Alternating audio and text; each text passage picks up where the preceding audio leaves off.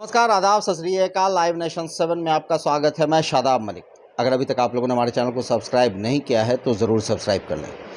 Muzaffarpur shelter कांड के बाद गाया घाट शेल्टर होम ने काफ़ी धूम मचाया, हंगामा किया और इस मामले ने इतनी ज़्यादा तूल पकड़ी कि मीडिया में ये खबर लगातार छाई रही, मगर सरकार की स्थिति पर भी लोगों की उंगली उठी। सरकार की तरफ से कहीं ना कहीं उदासीनता, शिथिलता दिखी जांच को लेकर। मगर एक बार फिर ये मामला सामने नज़र आ रहा है जब वंदना गुप्ता की गिरफ्तारी हुई है। उन पर कई तरह के आरोप लगे मगर एसआईटी ने उन्हें अब गिरफ्तार कर लिया। इस मुद्दे पर हम चर्चा करेंगे। हमारे साथ मौजूद हैं पूर्व आईपीएस अधिकारी Amitabh Kumar Das. Sir, live nation 7 में आपका स्वागत है। जी धन्यवाद आपका।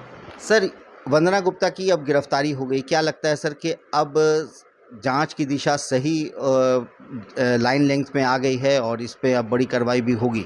कुछ तो जांच सही दिशा में बढ़ी है। देखिए, मैं बताऊं कि जो कुछ अभी हो रहा है वो सब पटना हाईकोर्ट के दबाव में हो रहा है।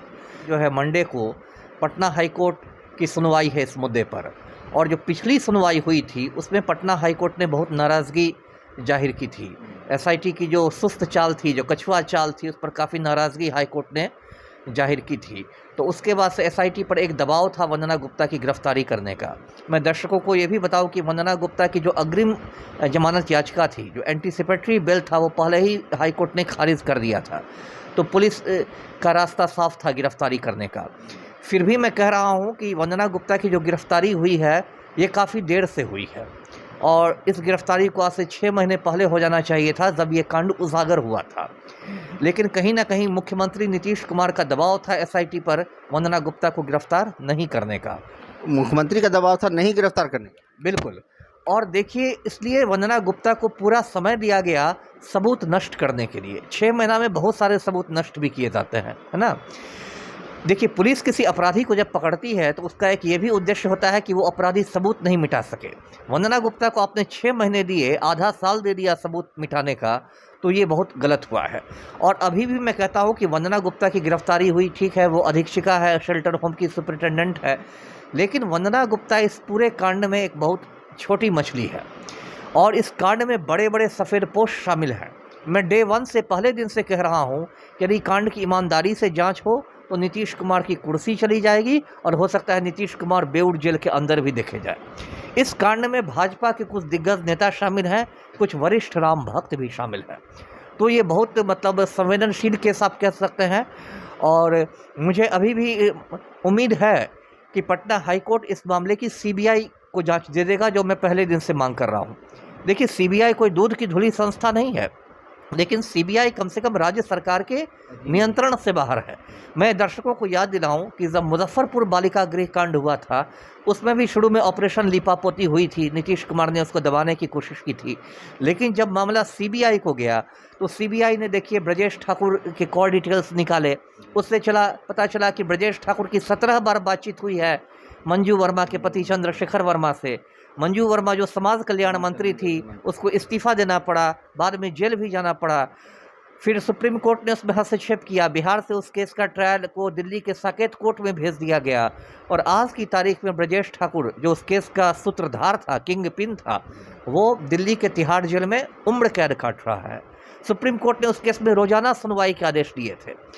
तो आखिर जो कुछ हुआ इसलिए क्योंकि उसमें सुप्रीम कोर्ट और सीबीआई ने कड़ाई की, इसलिए मुजफ्फरपुर बालिका गृह कांड में काफ़ी हद तक न्याय मिल सका। सर, आपसे एक सवाल है कि आप खुद एक वरीय अधिकारी रहे हैं, आप बड़े पोस्ट पे रहे हैं, आपको भी अंदाज़ा है कि जांच किस दिशा में जा रही है तो सही है, किस दिशा में अगर जा रही है तो भटकाई जा रही है। तो अभी सर, ये गिरफ्तारी जो आपको दिख रही है कि वंदना गुप्ता गिरफ्तार हो गई हैं, तो ये जो एसआईटी की टीम ने किया है, अब क्या लगता है सर कि इससे आगे जो सूत्रधार जो हैं, जो जहां से ये मामला पूरी तरह से निकल रहा है, क्या वहां तक जाने की दिशा में ये पहली कड़ी है? हाँ, कह सकते हैं। यदि वंदना गुप्ता की पूछताछ हो, अच्छी तरह से पूछताछ हो, और वो नाम उगले, उसे भी बहुत सारी धमकियां मिल रही होंगी। देखिए, उस वंदना गुप्ता की भी आप स्थिति समझिए। अगर वो नाम उगल देती है बड़े बड़े सफ़ेद पोशों के और बड़े बड़े नेताओं के, तो उसकी अपनी जान खतरे में पड़ सकती है ना। तो मान लीजिए वो जेल में भी रहती है तो जेल के भोजन में भी जहर मिलाया जा सकता है, या बिहार में इतना ज़्यादा माफिया हावी है, इसलिए वंदना गुप्ता पर भी बहुत प्रेशर होगा किसी का नाम नहीं बताने के लिए। लेकिन मेरा जो अपना अनुभव है आईपीएस रहने का, मेरा ये मानना है कि कोई भी इतना बड़ा कांड बिना सत्ता के संरक्षण के नहीं हो सकता है। वंदना गुप्ता की क्या हैसियत है? वो एक छोटी सी सुपरिटेंडेंट है, एक छोटी सी सरकारी सेवक है। क्या वो बिना सत्ता के संरक्षण के, बिना सत्ताधीशों के आशीर्वाद के इतने बड़े कांड को अंजाम दे सकती है? नहीं दे सकती है। तो इसलिए उस पर पूछताछ पर बहुत कुछ डिपेंड तो सर करता है। आपको क्या लगता है सर, अगला कदम अब क्या होगा या क्या होना चाहिए? अगला कदम देखिए क्या होना चाहिए कि वंदना गुप्ता से पूछताछ होनी चाहिए, कड़ी पूछताछ। कड़ी पूछताछ का ये मतलब नहीं कि मारपीट करना है, कड़ी पूछताछ का मतलब है कि उसको सख्ती से, मनोवैज्ञानिक तरीके से दबाव बना के उससे कड़ी पूछताछ करनी चाहिए। और आप जानते हैं कि पुलिस के सामने जो भी इकबालिया बयान होता है उसका कानून में कोई महत्व नहीं है, तो उसका 164 का बयान कराना चाहिए, 164 सीआरपीसी का बयान मजिस्ट्रेट के सामने होना चाहिए, और ये सब प्रक्रिया होनी चाहिए। और आपको याद होगा कि मुजफ्फरपुर बालिका गृह कांड में भी कुछ लोगों के नाम आए थे, तोंद वाले अंकल, मूछ वाले अंकल, लेकिन आखिर तक क्लियर नहीं हुआ कि वो कौन तोंद वाले अंकल थे और कौन मूछ वाले अंकल थे। कोई ना कोई ऐसा सफ़ेद पोस्ट था जिसको आखिर तक बचाया जाता रहा। तो वंदना गुप्ता से पूछना चाहिए कि भाई जो कुछ उसने किया ये किनके दबाव में किया। देखिए ये छोटा मोटा षड्यंत्र नहीं है। मैं फिर दर्शकों को बताऊं कि पहले दिन से इस मामले में सरकार लीपापोती करना चाह रही थी। जब जो पीड़िता है, जो लड़की है, उसको लेकर महिला संगठन की महिलाएं पटना के डीएम के पास गई तो जिलाधिकारी महोदय ने उस पीड़िता से मिलने से मना कर दिया। डीएम ने कहा कि सब पॉलिटिक्स कर रही हैं आप लोग। बताइए, पीड़िता है, डीएम के पास गई ऑफिस में और डीएम उससे मिलने को तैयार नहीं है। दिन में कितने आलतू फालतू लोगों से डीएम मिलते हैं।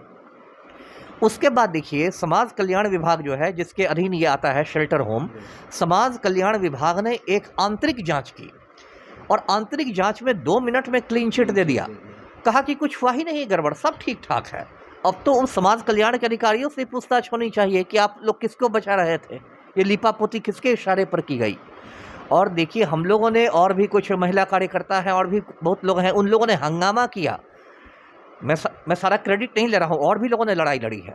तब जाके ऑनरेबल हाईकोर्ट ने इस मामले में स्वतः संज्ञान लिया, सुओ मोटू कॉग्निजेंस लिया, और तब हाईकोर्ट के दबाव में आपको 2 प्राथमिकियां दर्ज हुई महिला थाने में, 2 एफआईआर हुए, और हाईकोर्ट के आदेश पर एसआईटी का गठन हुआ।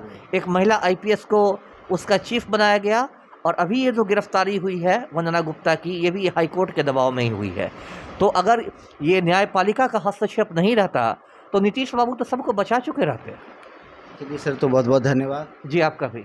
तो इस तरह से पूर्व आईपीएस अधिकारी अमिताभ कुमार दास ने सीधे तौर से मुख्यमंत्री नीतीश कुमार पर ही आरोप लगा दिया है, और साथ ही साथ वो नेताओं को भी इस षड्यंत्र में शामिल बता रहे हैं। अब देखना है कि आगे की कार्रवाई किस तरह से होती है, और जो गिरफ्तारी अभी हुई है वंदना गुप्ता की, उसके बाद इसकी गिरफ्तारी के पीछे की कड़ी में और कितने लोग शामिल हैं, इसका पता एसआईटी लगा पाती है। बने रहे हमारे साथ, देखते रहे हमारा वीडियो। अगर अभी तक आप लोगों ने हमारे चैनल को सब्सक्राइब नहीं किया है तो ज़रूर कर लें, साथ ही साथ ट्विटर हैंडल पर हमें फॉलो ज़रूर करें।